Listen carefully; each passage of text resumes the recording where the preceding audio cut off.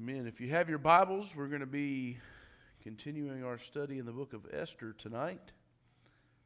Esther chapter number 2, really still don't have any idea how far we're going to get. We're just going to start and see where we go. But as you're turning there again, just a reminder of everything that we've seen thus far in chapter 1.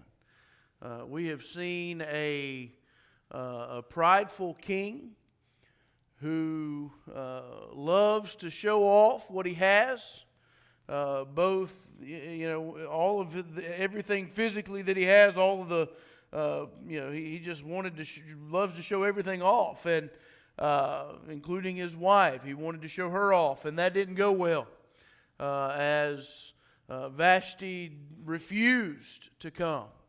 And so we see this partying, prideful king. And we see that when things don't go his way, typically what somebody who is prideful does, what happens whenever things don't go their way? When they're self-centered and it's all about them, they get angry. And so we see this king, we see Ahasuerus as he experiences this and he grows angry. And then, what was the next wrong thing that he did? He sought some ungodly advice, didn't he? He sought advice from some people that were there. They just wanted to make him, they wanted to please him. They wanted to, they wanted to tell him what he wanted to hear. And so he sought this advice. And their advice was for him to put away Vashti. What was their reasoning behind saying that he should put her away? Do you remember? She didn't obey, but what was that going to do? Yeah, that's a bad example to all the other women in the area, right? It's not good. It's not a good look for the king's wife to not obey. Because if the king's wife cannot be obedient, then guess what? So can everybody else's. They don't have to, they're not going to listen to us. And so, they come up with this idea, and again, just shows they're self-centered and selfish too. They're prideful. It's all about how, this was not, hey, king, just go, man, we understand. Go, you and Vashti, go hash this out, deal with it, talk it over, get things right, and then we'll come back and finish doing what we're doing. No, they're worried about how this is going to affect them at home, how their wives are going to respond, and whether they're going to be submissive to them. And so, again, everybody looking out for themselves and all about them, and just very, very, very selfish and prideful people. And so the king follows through, and we ended there in chapter 1. In verse 22 it says, he sent letters to all the king's provinces, and to every province according to the writing thereof, and to every people after their language, that every man should bear rule in his own house, and that it should be published according to the language of every people. So he wanted to make sure everybody understood that the husband, and I've told you last week that that God did set the order of the home up for the husband to be the head of the house. That's that's one of the things I tell couples whenever they're getting married, is that you have to understand that there is an order to that. God ordained that. God designed that, and that's how He instructs it. And with that position, I think what's missed a lot of times is the responsibility that is there to fulfill that command. And that one day we as men are going to give an account to God for how well we did in that. I think that's some things that are commonly overlooked. But so he agrees. He likes what they say. So then we pick up in chapter 2, and let's go ahead and begin reading here. We're going to read verses 1 through 4 starting out. It says, after these things, when the wrath of King Ahasuerus was appeased, he's calmed down a little bit now. He remembered Vashti and what she had done and what was decreed against her. Then said the king's servant that ministered unto him, let there be fair young virgins sought for the king. And let the king appoint officers in all the provinces of his kingdom, that they may gather together all the fair young virgins unto Shushan the palace, to the house of the women, and under the custody of Hegi the king's chamberlain, keeper of the women, and let their things for purification be given them, and let the maiden which pleaseth the king be queen instead of Vashti. And the thing pleased the king, and he did so. So we see verse number 1 starts out, and it says, after these things. After what things? After what things? Anybody have any thoughts on that? Anybody look into that at all? Those are some words that sometimes in just reading, if you just read and glance, you're going to miss. So he says, after these things. Anybody? What's that? After the party. Yes. After the refusal. Yeah, it's after that.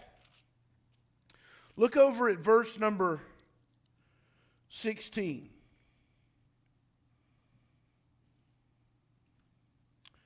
And you have to put all this together. So it says in verse 16, so Esther was taken. I know we're getting ahead, so you're going to know a little bit about this, but it's okay. Maybe you've already read all of chapter 2 anyway before tonight. So Esther was taken unto King Ahasuerus into his house royal in the 10th month, which is the month Tebeth, in the 7th year of his reign. So it's in the 7th year of the reign of Ahasuerus. And so whenever we see this and we understand, you go back to where we're at, that there is a 4-year span between the events that happened in chapter 1 and where we are in chapter 2. So 4 years has gone by, which is, we don't always see that just reading it. And so there's been 4-year span, and so remember I told you last week, or maybe it was the week before, that Ahasuerus was going to he would eventually attack somebody. Anybody remember who that was?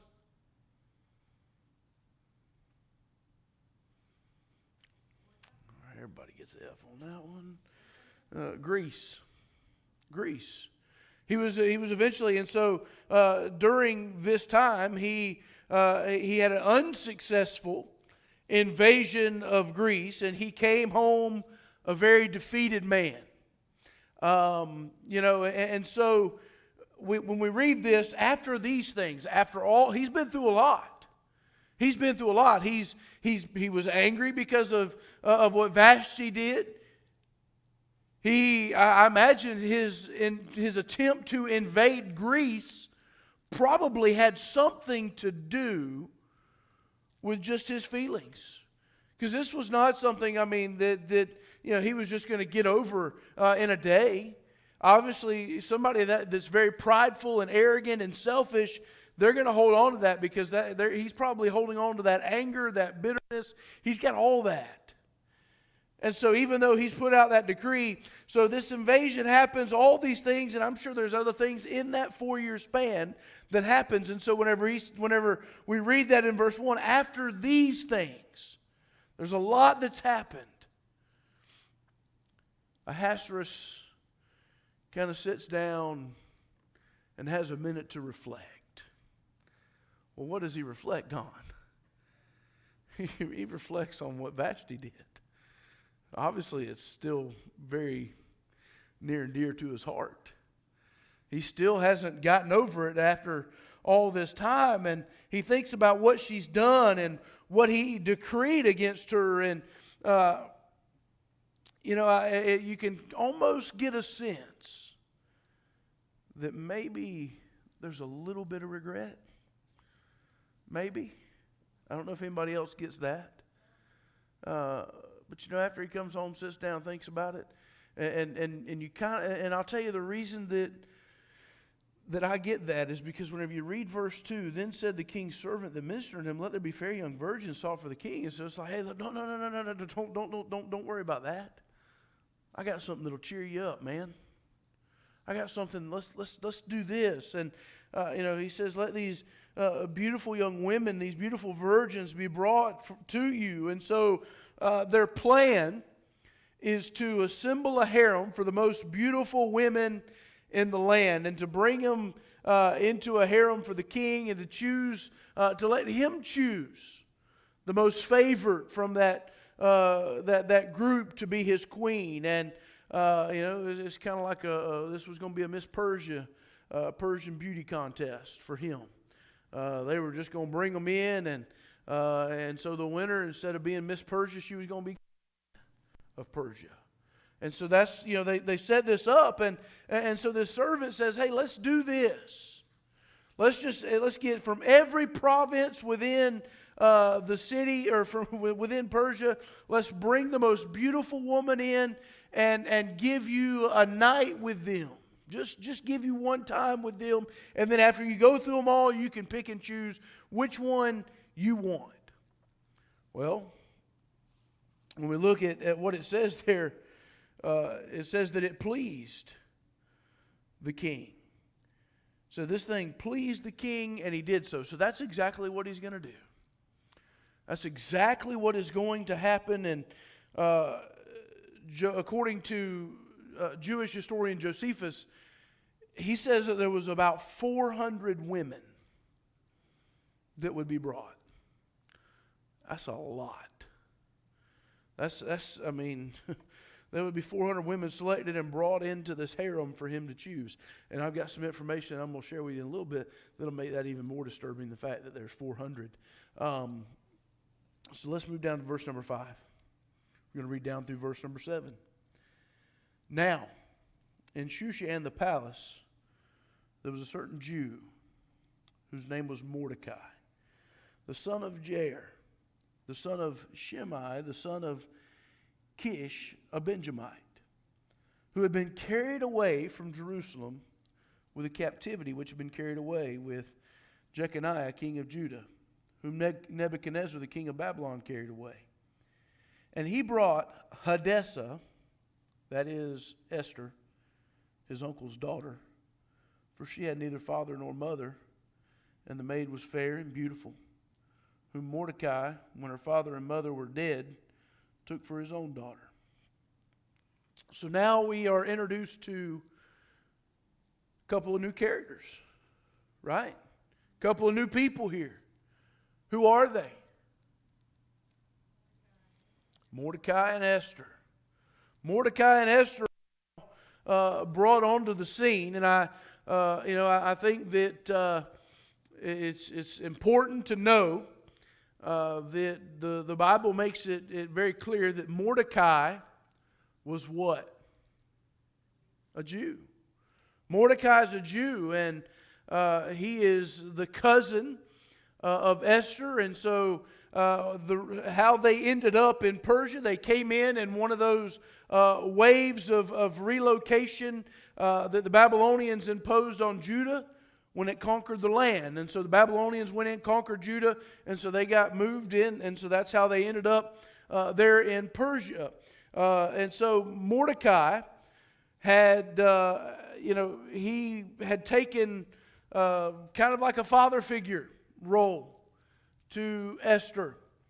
And so her parents had died, and so he comes in and he's taking care of her.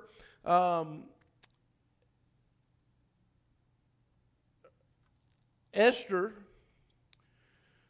it tells us there, it says that we're given the name Hadassah. Anybody look into any of that?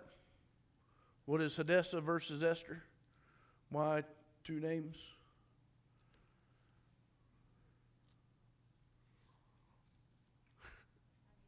You did? Oh, you give? Oh. That's right. One was a Jewish name, and one was a Persian name. Which one do you think was her Jewish name? Hadassah. Very good. Ding, ding, ding. So Hadassah is her Jewish name, and her Persian name was Esther. Her Jewish name means myrtle. Her Persian name, Esther, means star. And so we have Esther and Mordecai.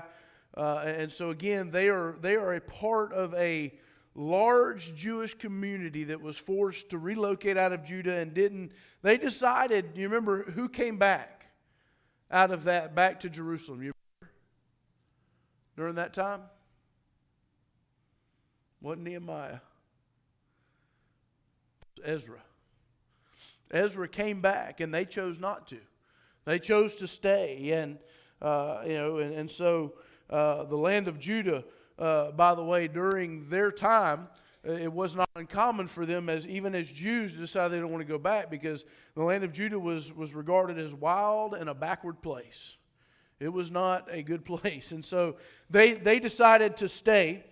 And so we also see here that it kind of gives us, the scriptures give us a little bit of an idea about Esther and who, not necessarily who she is, but it says there in verse number 7, for she had neither father nor mother, and the maid was fair and beautiful, whom Mordecai, when her father and mother were dead, took for his own daughter.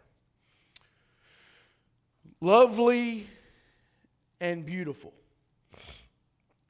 When you dive into these words a little bit more, basically what you come up with is beautiful in form and lovely to look at. She's a beautiful woman. She was, there's just no other way to describe it. I think the Bible does as good as you can. And so, so we see that she's obviously, they feel like that she is somebody that would catch the king's eye. Mordecai does. And so then we move down to verse number 8.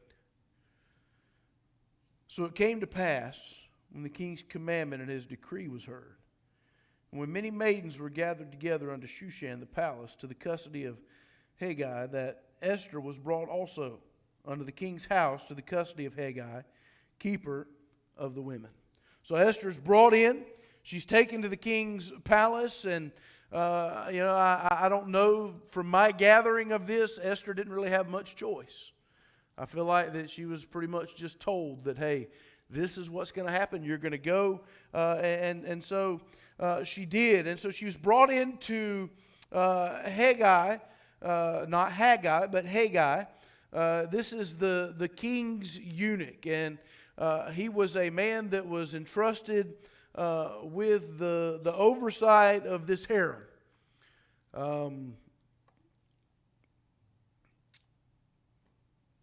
He was an officer of King Ahasuerus. And so he is there. So Esther is brought in. We see this in verse 8. She's brought in. She's given over unto his custody. Verse number 9 says, and the maiden pleased him, and she obtained kindness of him. And she speedily gave her things for purification. And he speedily gave her things for purification, which such things as belonged to her and 7 maidens, which were meet to be given her out of the king's house. And he preferred her and her maids unto the best place of the house of the women. So, understand here, whenever it says that she pleased him, who was pleased at this point? Hegai. Hegai is the one that is pleased. She obtained favor with him, and he is the man that is in authority over her at this point, and so she gained favor.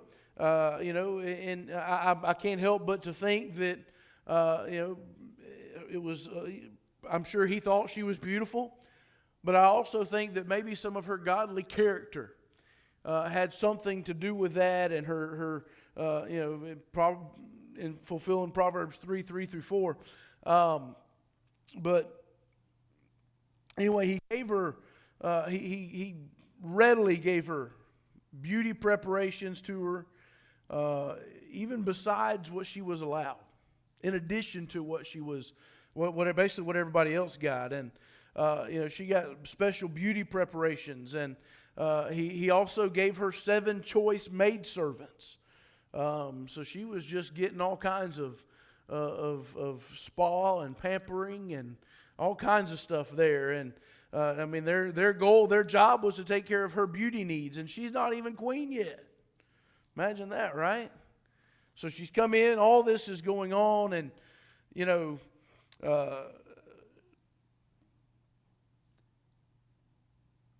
we see in verse, let's just go ahead and jump down to verse number 10. It says, Esther had not showed her people nor her kindred, for Mordecai had charged her that she should not show it. And Mordecai walked every day before the court of the women's house to know how Esther did and what should become of her. So now it gets a little interesting, doesn't it? Because here's the thing. What was she concealing? When it says there that she had not showed her people nor her kindred, because Mordecai basically said, don't do that. What is she concealing? And she's Jew. And Mordecai told her, said, don't let them know that you're a Jew. You don't talk about that. Just don't say anything about it. I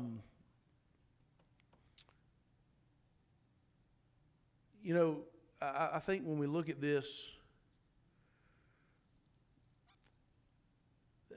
if we were to relate this to Christianity and us, there's a lot of times we would say, there is never, I think if I were to ask you the question, is there ever a good reason or time to conceal the fact that you're a Christian? Most people, if they just gave a quick answer, would say, no, there's never a good time for that. However, I'm going to tell you that I beg to differ just a little bit. You say, what? You don't want us to tell people? That's not what I said. It's all about timing. It's all about timing. Mordecai said, listen, don't reveal that. Don't show them that. Don't let them know that you're a Jew. And I think the reason that we would answer quickly is because, unfortunately, it's far too common for a lot of Christians to act like we're secret agents, right? Like we're undercover. We're not supposed to be undercover. However, there are timings. If I were to, I'm just going to be honest with you. If I were trying to witness to somebody who is a Jehovah's Witness, or who is a Mormon, or who is a Buddhist, or who is a Muslim, I'm not just going to walk up to them and be like, hey, guess what? I'm a Christian. Well, they're not going to have anything to do with me at that point. You got to make sure the timing is right. You got to make sure that, sometimes it's easier to let them share first. If you're confident enough in what you believe and you knowing what you believe, it's a lot of times it's best to let them share, so then you can have your opportunity to share. There's some of that's going on here. She had not revealed her people or her family, and it was under the instruction of Mordecai. But we also see that Mordecai, when you read verse 11, Mordecai paced outside every day. I mean, he just went back and forth in front of the court of that women's quarters to learn how she was doing. He just wanted to know how she was doing. He was concerned for her welfare. She was like his daughter. So I think he has a great interest in her well-being, and it shows his love and his concern for her in such again, we don't understand it just reading it, but this had the potential to be a very dangerous situation for Esther. Being a Jew, going in there, concealing that. And so, she's not talking about it. She's gained favor with Haggai, and Mordecai is nervous as a long-tailed cat in a room full of rocking chairs. He's back and forth just to know how she's doing. Let's move down to verse number 12. Now when every maid's turn was come to go in to King Ahasuerus, after that she had been 12 months, according to the manner of the women, for so were the days of their purifications accomplished, to wit, 6 months with oil of myrrh, and 6 months with sweet odors, and with other things for the purifying of the women. Then thus came every maiden unto the king. Whatsoever she desired was given her to go with her out of the house of the woman unto the king's house. In the evening she went, and on the morrow she returned into the second house of the women to the custody of, I can't say that one, I'm not even going to try tonight, the king's chamberlain which kept the concubines. She came in unto the king no more, except the king delight in her, and that she were called by name. So, 12 months for purification. 12 months. They were brought in. They had to stay there for 12 months. Persia is a country that was very famous for its Aramaic perfumes and ancient customs for preparations of brides, and including ritualistic baths and plucking the eyebrows and painting of hands and feet with henna, they used a lot of facial makeup. They would use body purifying pastes all over the body, and it was meant to lighten the color of the skin, to remove spots and blemishes. And so all these things are what they are doing and what's going on in this 12 months. But what do you think one of the main reasons was that they had such a long waiting period? Yeah.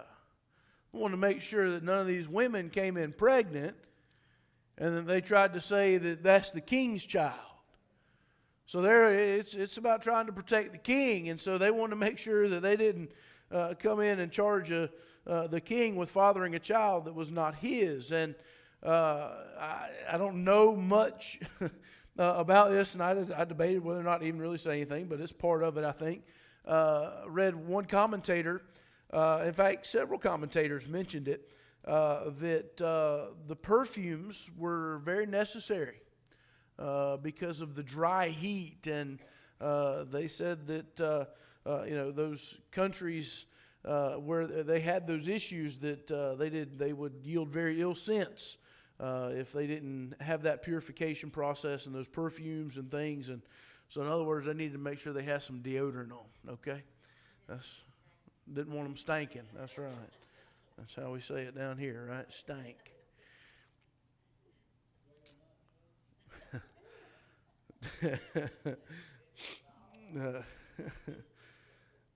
So, a year of spa treatments is what they had, ladies.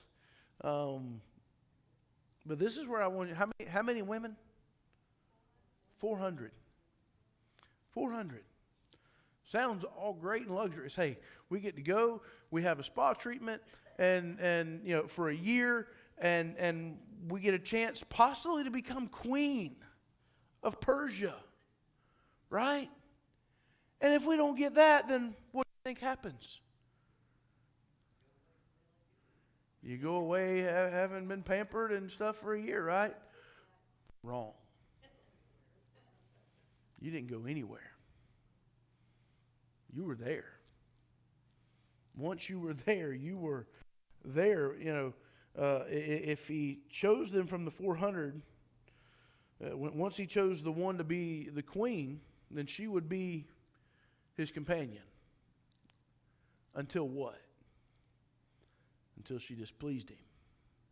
Then guess what? He just called for one of the other 399 that he had to choose from. They were banished if they were not chosen initially. They would be banished to the harem, where they would stay until the king called for them. If he called for them. If he didn't call for them, then hey, but they were never free. After this, they were never free to marry another man. It all sounded all right. 12-month spa treatment, chance to marry the king, but you don't get to leave. You're never free to go and marry, or basically they lived as a perpetual widow. If they weren't chosen, that was it for them. And so, we see that, and again, we just kind of, that's where understanding, I tell you all the time, it's important to understand the customs and the manners of the way things were done, because, if you don't, you miss a lot whenever you're reading your Bible. And so let's read verses 15 through 18, and I think we're going to stop there for tonight. But since now when the turn of Esther, the daughter of Abihail, the uncle of Mordecai, who had taken her for his daughter, was come to go in unto the king, she required nothing but what Hegai, the king's chamberlain, the keeper of the women, appointed. And Esther obtained favor in the sight of all them that looked upon her. And so Esther was taken unto King Ahasuerus into his house royal in the 10th month, which is the month of Tebeth, in the 7th year of his reign. And the king loved Esther above all the women, and she obtained grace and favor in his sight, more than all the virgins, so that he set the royal crown upon her head, and made her queen instead of Vashti. Then the king made a great feast unto all his princes and his servants, even Esther's feast. And he made a release to the provinces and gave gifts according to the state of the king. And so Esther is chosen. Her time comes, and she is chosen. She obtained favor.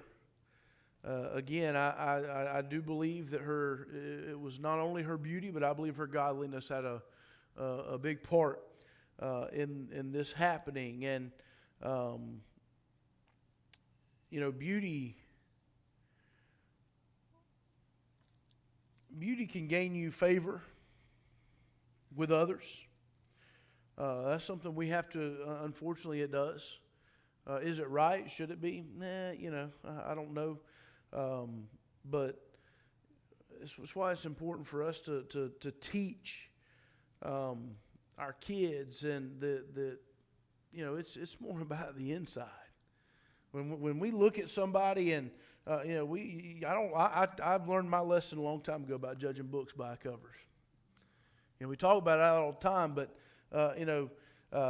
we have to teach our children what really matters, and refuse to rely too much on outward appearance for our judgment of people. But she, because of the great favor that she obtained with the king, she was selected to be the queen.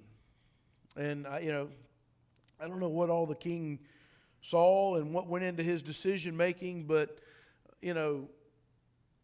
think about Esther's life for just a minute. Think about how amazing she, the child of Jewish exiles who have both died. She was raised by her cousin in a foreign land. There in Persia, Persia was very often hostile. She was taken by compulsion to be a part of the king's harem, for him to choose his queen from. She found favor with all whom she met, and she would finally be selected to be the queen of the realm. So we look at all this, just to this point. And I think what sticks out to me, and maybe there's something different that sticks out to you, and if so, that's okay. But when I look at this, I see we started out with this self-centered, prideful, arrogant king. And we see all that he went through. We see how he really, in my opinion, you can disagree if you want to, mistreated his wife. Should not have put her away, but you know what? In spite of him being self-centered, prideful, arrogant, handling that situation poorly, accepting ungodly advice from people who did not have his best interest at heart, what happened? God's still working. Amen. When I see that and I see this, that this remarkable, all of these things this was not an accident. As Esther ending up in Persia was not an accident.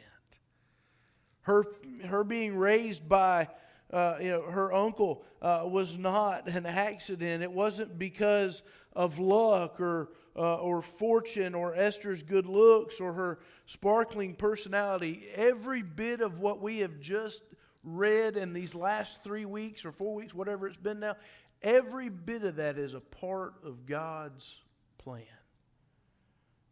And we have to remember that. This didn't just happen by chance. God orchestrated these events, and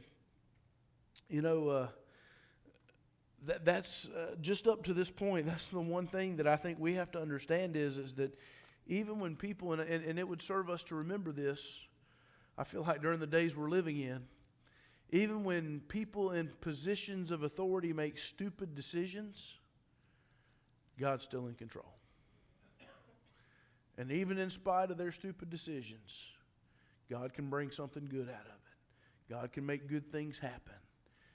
We just have to trust Him. Amen. Anybody have any thoughts, comments?